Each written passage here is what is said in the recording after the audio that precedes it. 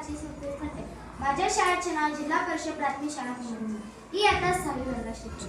माझ्या गोष्टीचे नाव जादुई चित्रे. एक गाव होतं. त्या गावात रोहन नावाचा एक मुलगा आणि त्याचे आई बाबा राहत होते.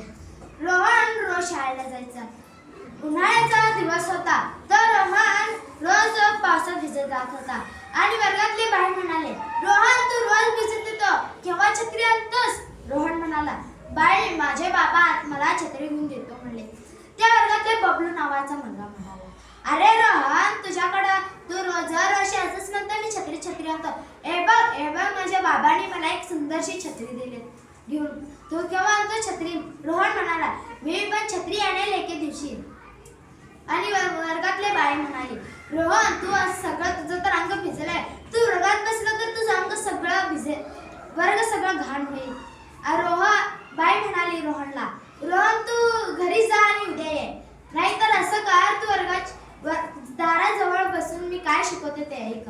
रोहन म्हणाला, हो बाई मी दाराजवळ उभारून ऐकते मी काय शिकवते.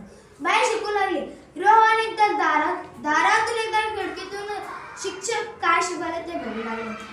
शाळा सुटली. सगळेजण आपापल्या घरी आले. रोहन पण आला घरी. आल्यानंतर दुसऱ्या दिवशी रोहन विचार करू लागला, आज मी शाळेला लवकरच जाईल. तो तयार होऊन घराच्या बाहेर निघाला आणि जोरदार पाऊस सुरू झाला. रोहन म्हणाला, अरे बापरे, आज मी शाळेचं निघतानाच पाऊस सुरू झाला. रोहनचे आई बाबा आले आणि म्हणाले, रोहन तू आज शाळेला जाऊ नकोस, खूप जोरात पाऊस पडतोय. रोहन म्हणाला, नाही बाबा, शिक्षक मला रागवतील.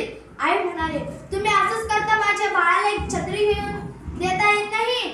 त्याचे रोहनचे बाबा म्हणाले, बाळा मला माफ कर, तुला मी एक छोटीशी छत्री घेऊन दिलो नाही. रोहन म्हणाला, राहू दे बाबा, त्याच्यात काय आहे, मी झाडाखाली उभारत मी शाळेला जातो. रोहन घराच्या बाहेर निघाला आणि खूप जोरात पाऊस सुरू झाला.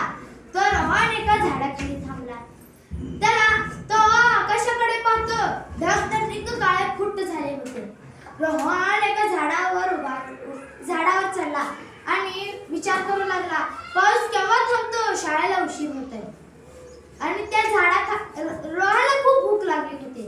तो आपल्या दप्तरातून डबा काढला आणि डबा उडून बघता त्याच्यात एक चपाती आणि कच्चा फोडलेला कांदा होता. तो तेच जेवू लागला आणि त्या झाडाखाली एक बाबा आले आणि म्हणाले, रोहन एक घास खाल्ला ते बाबा बघत राहिले. रोहन 2 घास खाल्ला ते बाबा बघत राहिले. रोहनचं लक्ष त्या बाबाकडे गेलं आणि म्हणू लागलं, बाळा मला खूप भूक लागली आहे, तू मला जेवायला दे एक घास.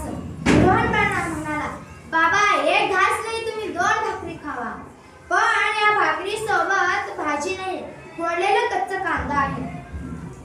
ते बाबा म्हणाले, भाजी नसो काय का नसो, आपल्याला भूक लागली तर ते आपल्याला जेवण चालतंय. बाबा जेवण केले आणि त्या मुलाला म्हणाले, अरे तू इथं का थांबलोस झाडाखाली? रोहन म्हणाला, बाबा मी शाळेला चाललो, पाऊस येतोय म्हणून आम्ही उभारलो. परत बाबा म्हणाले, तुझ्याकडे छत्री नाही का?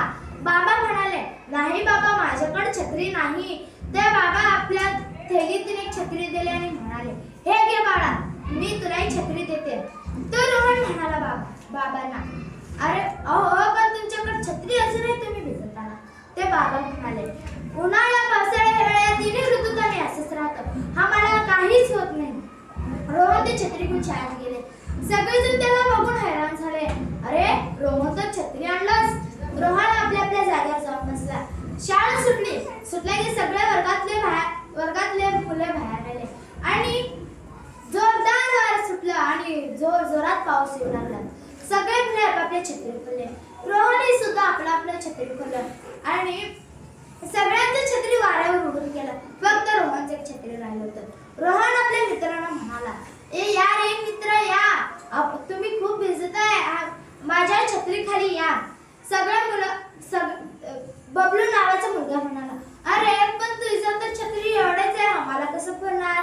रोहन म्हणाला, राहू दे या तरी फिर. रोहनचे मित्र ते छत्री खाली आले आणि छत्री थोडंसं मोठं झालं आणि सगळ्या वर्गातले मुले ते छत्री खाली आले. छत्री मोठं होत झालं. रोहनला कळलं नाही हे छत्री मोठं होत चालले. रोहन आपल्या घरी जाऊ लागला. जाता रस्त्यातले सगळे लोक त्या छत्रीच्या खाली उभा राहिले आणि असं वाटायला की ते कृष्ण पर्वत धरल्यासारखं. आणि गावातले सरपंच हे बघितले आणि जाऊन त्यांच्या आई बाबांना सांगितले.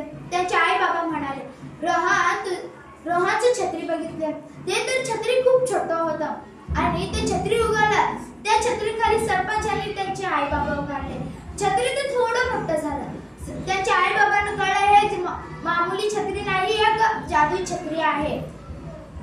तात्पर्य कष्टातून आपण पुढे जायला पाहिजे.